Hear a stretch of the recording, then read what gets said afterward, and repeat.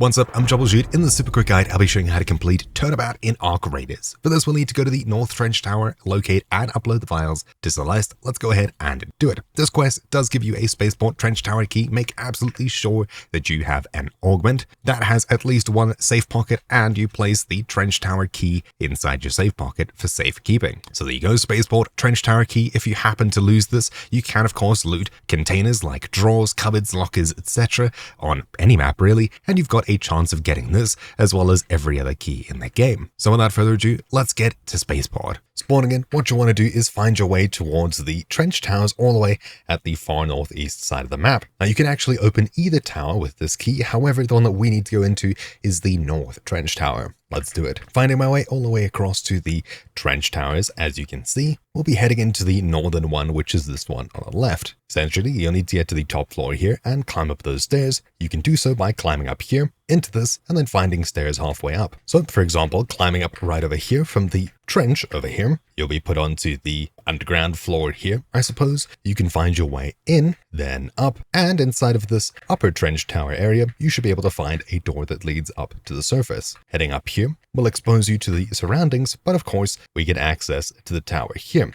Now there's a door on this side and there's a door on the far side. Usually I'll use the one on the far side as people are less likely to come here, at least from what I've seen. And also you'll need to check both of these doors to make sure that one side isn't already unlocked. Once we unlock it, we can head inside. Just be aware of pops and other AI that could be in the area. Now on the first floor here, there's nothing too crazy. There's 2 stairs leading up and a couple of these breach boxes that you can search down here. Heading up the stairs, you'll be dropped onto the second floor here. And when you find your way up onto the second floor here, coming up the stairs, right in the center on the northeastern side, you'll find this, which you can interact with. Once you've done this, you've now ticked off the second half of this mission, and all that's left to do is extract either way.